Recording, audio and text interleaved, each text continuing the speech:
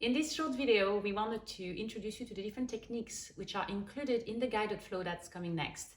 We created a masturbation meditation flow, and the idea is for you to relax and not have to be stuck into your head understanding the instructions. So please pay attention to those 4 key techniques that we want you to grab before you get to the next phase. The first technique we want to go over is how to be using both your pelvic floor as well as your breath. So that way, as opposed to depending on just the vibrator to cause the stimulation, that you're actually actively working with it. So that way you can get the most pleasure out of it. Mm-hmm. And pretty much your breath and your pelvic floor are like a gearbox for your pleasure. Most people think of being active in terms of moving on the outside, but what we're going to have you do are use those muscles that you'd stop the urinary stream by squeezing them, or increase the urinary stream by pushing them. You're going to use that with your breath to basically squeeze and push to get as much stimulation out of the vibrator. So let's go ahead and show you how to do this. What I want you to do is, first of all, just notice when you take a breath in, at the same time, squeeze those pelvic floor muscles. So squeeze and inhale. It's going to increase that squeeze, and then exhale, relaxing. Now, you don't have to make it so drastic, but when you're doing this throughout the pleasure flow, you simply can go ahead and just squeeze and inhale and relax. That in general is going to bring a lot more sensation into your genitals, kind of spike the arousal system. The opposite is if you were to now push out your pelvic floor muscles, like you're increasing your urinary stream. So you push and then take a deep breath just like that. You'll expand your belly, and you should get kind of like this pressure sensation building in your body, and exhale. When you do that while stimulating yourself, it's going to have 2 effects. One, if you're about to come but you want to last longer, it's going to help you kind of step away from the edge. And 2 is that as opposed to having all that sensation being charged right around the genitals, when you inhale and push out your pelvic floor, it's going to delocalize the sensation, meaning spread it throughout your whole body. And I guess the third point would be, if you do that right when you're about to peak, sometimes you'll start to have these more internal or full body orgasms. One of the things that has been that had the most impact when it comes to my experience, but also the experience of a lot of members of our community, has been understanding how to use the breath and the pelvic floor as a way to really increase or relax your pleasure. And in the guided flow, you will hear us guide you through what we call the arousal breath. And this is this idea that you are sipping air and squeezing the pelvic floor and pulling your stomach up. And Aaron's going to show us in a minute, but it sounds a bit like this. And you really need to clench your glutes. The more you clench your glutes, the more you bring your pelvic in the front, so it goes. The more you do this, you see the heat will come down. And even if you don't feel that aroused, you can actually really kick the system up with doing this breathing technique. This is a great way to basically prime the system before the sexual experience even. So that way then you're already going into the sexual experience charged and aroused, as opposed to kind of being with your partner or yourself and trying to then force that to happen.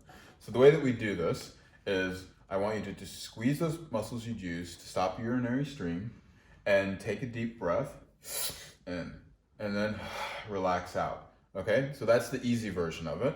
Now we're going to layer in a little bit more. This time I want you to go ahead, inhale and squeeze, and then again, and again, and again, and relax.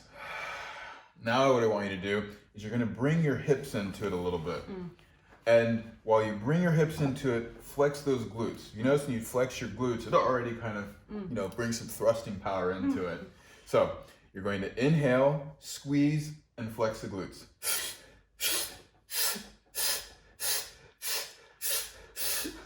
And then hold it, and exhale. And if there were one last thing to do, when you end up bringing it all the way up, if you just flex all of your muscles at once. All of them. All of your muscles, and then relax and bring your voice out, you're going to really get a lot of vibration and sensation.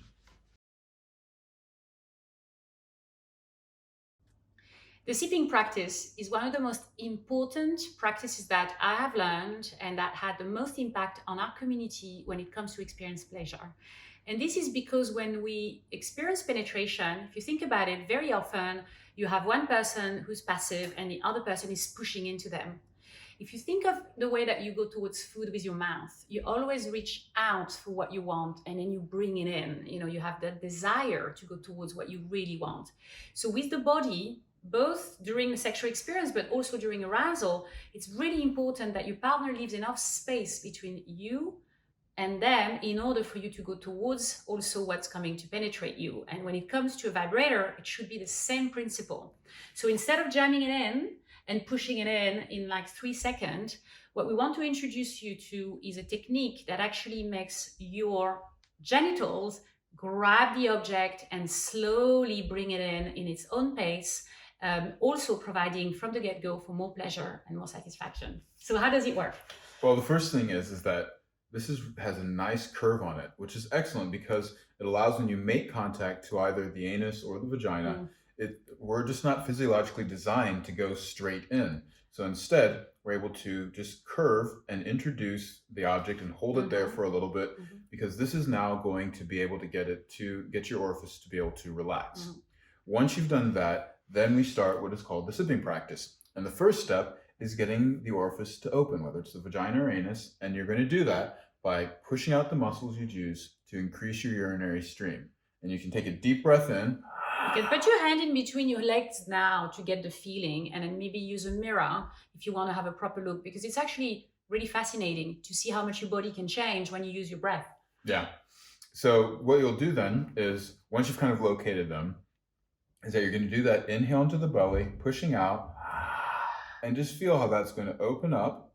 And then as you exhale, you're going to squeeze the pelvic floor muscles, ones you use to stop the urinary stream, which are literally going to be like closing your mouth and pulling the vibrator into your body. Now with your anus, if you have a lot of tightness, or as well even in the vagina, as opposed to squeezing, you can also just simply relax. So that would be inhale, pushing out the pelvic floor. And then as you exhale, just relax. And you can either bring it in by moving your body into it, which would be like if you're kind of like sitting up, by lowering yourself down, or if you're on your back, by kind of rocking your hips back and into the vibrator. In this video, we want to tell you about how you can start to use this tool to work with your body, meaning both the way that you're going to move, as well as the location that you place it, so that way you can most easily stimulate either your G-spot or your prostate. Now, the first thing is that the G-spot or the prostate are on the front wall of either the anus or the vagina. So at the G-spot in the vagina, you're going to be stimulating anywhere, to start to sense basically from that front wall, like maybe about a knuckle to 2 or 3 knuckles in. And that front wall here is really on the belly side. Now with the prostate, it can be a little bit deeper. It could be a finger length, or maybe you want to use your longer finger if you're wanting to kind of get some feeling with your skin before you then start to use the tool. But the nice thing about this is that it already has that curve, which is then naturally going to be inclined towards that front wall if you were to be, for instance, reaching from behind you.